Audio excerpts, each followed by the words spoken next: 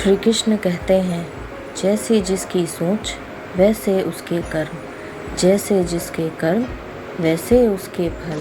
अर्थात जिसकी जैसी सोच होती है उसके कर्म भी वैसे ही होते हैं, और जिसके जैसे कर्म होते हैं उनको फल भी उसी प्रकार ही प्राप्त होते हैं। आइए श्री कृष्ण जी के इस कथन को समझते हैं एक कहानी के द्वारा।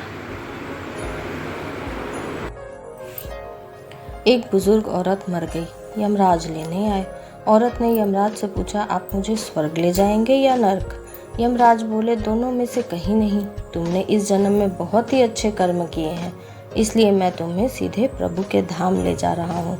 बुजुर्ग औरत खुश हो गई, बोली, धन्यवाद, पर मेरी आपसे एक विनती है। मैंने यहाँ धरती पर सबसे बहुत स्वर्ग नरक के बारे में सुना है। मैं एक बार इन दोनों जगहों को देखना चाहती हूँ।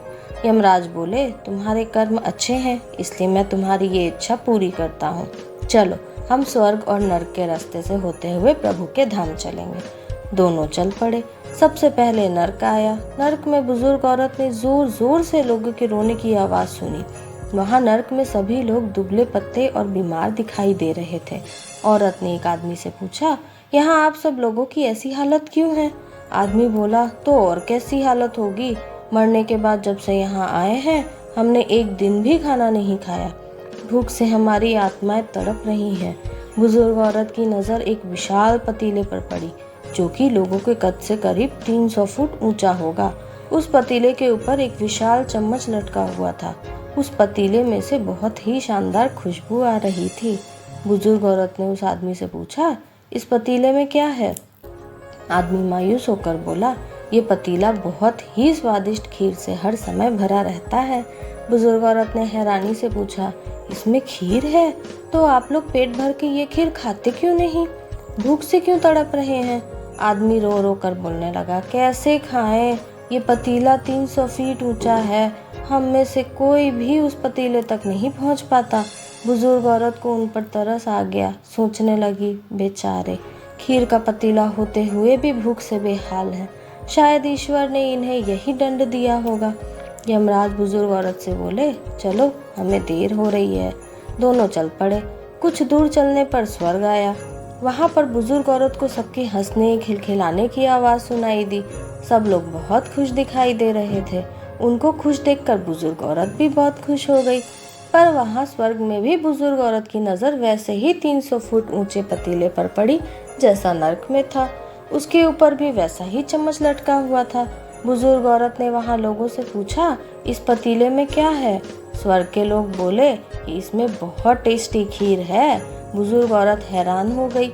उसने बोली, पर ये पतीला तो 300 फीट ऊंचा है, आप लोग तो इस तक पहुँच ही नहीं पाते होंगे। उस हिसाब से तो आप लोगों को खाना नहीं मिलता होगा, आप लोग भूख से बेहाल होंगे। पर मुझे तो आप सभी इतने खुश लग रहे हो, ऐसा कैसे? लोग बोले, हम तो सभी लोग इस पतीले में से पेट भर के खीर खाते हैं। औरत बोली, पर कैसे? पतीला तो बहुत ऊंचा है। लोग बोले, तो क्या हो गया, पतीला ऊंचा है तो यहाँ पर कितने सारे पेड़ हैं। ईश्वर ने ये पेड़ पौधे नदी झरने हम मनुष्यों के उपयोग के लिए ही तो बनाए हैं। हमने इन पेड़ों की लकड़ी ली, उसको काटा, फिर लकड़ियों के टुकड़ों को जोड़ के विशाल सीढ़ी का निर्माण किया। उस लकड़ी की सीढ़ी के सहारे हम पतीले तक पहुंचते हैं और सब मिलकर खीर का आनंद लेते हैं। बुजुर्ग औरत यमराज की तरफ देखने लगी। यमराज मुस्कुराए और बोले, ईश्वर ने स्वर्ग और नरक मनुष्यों के हाथों में ही सौंप रखा है। चाहे तो अपने लिए नरक बना ले, चाहे तो अपने लिए स्वर्ग। ईश्वर ने सबको एक समान हालातों में डाला है।